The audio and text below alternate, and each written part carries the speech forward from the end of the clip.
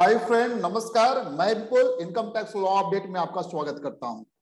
Ministry of finance ने 7 सितंबर 2021 को एक प्रेस रिलीज इशू किया, जिसमें उन्होंने 6 सितंबर 2021 का सीबीडीटी नोटिफिकेशन को क्लैरिफाई किया है।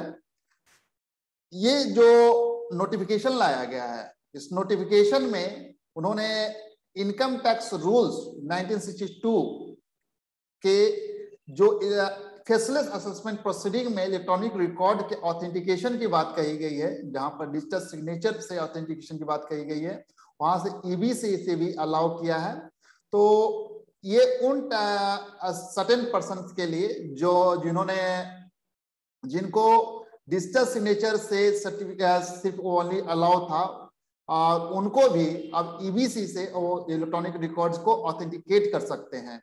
तो आइए देखते हैं प्रेस रिलीज में उन्होंने क्या कहा है।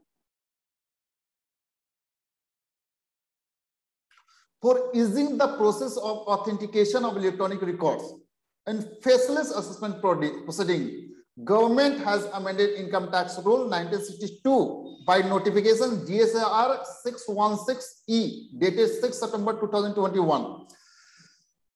The amended rules provide that electronic records submitted to registered account of the taxpayer on the income tax portal shall be deemed to have been authenticated by the taxpayer by electronic verification code EVC के through.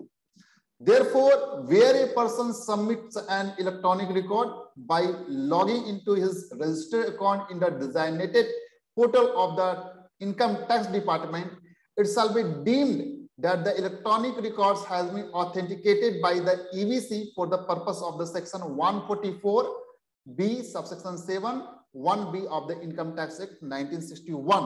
यहां पर देख रहे हैं वो section 144B subsection 7 1B में क्या कहा गया है। तो इसमें फेसलेस असेसमेंट के रिगार्डिंग कहा गया है। For the purpose of the faceless assessment electronic record shall be authenticated by National Faceless Assessment Center by affixing his digital signature, and assessee or any other person by affixing his digital signature if he is required to furnish his return of income under digital signature, and in any other case by affixing his digital signature or under electronic verification code in the prescribed manner।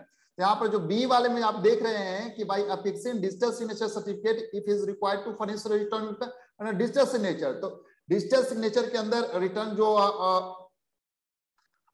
Mandatory जिनके लिए, जैसे इनके ऊपर tax audit apply होता है, company होता है, तो उसके डिजिटल सिग्नेचर से ही उनको रिटर्न फाइल करना होता है, तो उनके लिए डिजिटल सिग्नेचर से।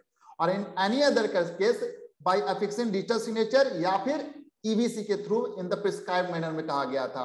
यहाँ पर प्रिस्क्राइब मैनर में यहाँ पर देखिए जो रूल्स को अमेंड किया गया है, तो यहाँ पर अमेंडमेंट लाया गया है। और देखिए however under the existing provision section 144B subsection 7 1B of the Act, this simplified process of the authentication by EVC is not available to certain person। जो कंपनी या टैक्स ऑडिट केसेस थे जहां पर वो डिजिटल सिग्नेचर डीएससी से ही वो अपने return को अपलोड करते थे, ऑथेंटिकेट करते थे, तो उन पर्सन के लिए and they are mandatory required to authenticate the electronic code by the digital signature in order to provide benefit of the simplified process of the authentication by EVC to these persons, it has been decided to extend the simplified process of the authentication by EVC to these persons also.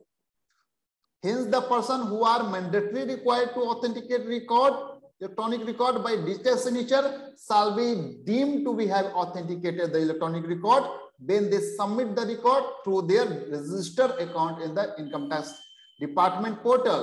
Legislative amendment in this regard shall be proposed in due course। तो ये उन लोगों को facilitate किया गया है जिनको जो डिजिटल सिग्नेचर से इलेक्ट्रॉनिक रिकॉर्ड को ऑथेंटिकेट करते थे फेसलेस असेसमेंट में, तो और अदर पर्सन जो है ईवीसी के द्वारा। तो यहाँ पर जो डिजिटल सिग्नेचर से जो पर्सन करते हैं उनको ईवीसी से भी इस अमेंडमेंट के द्वारा अलाउ किया गया है।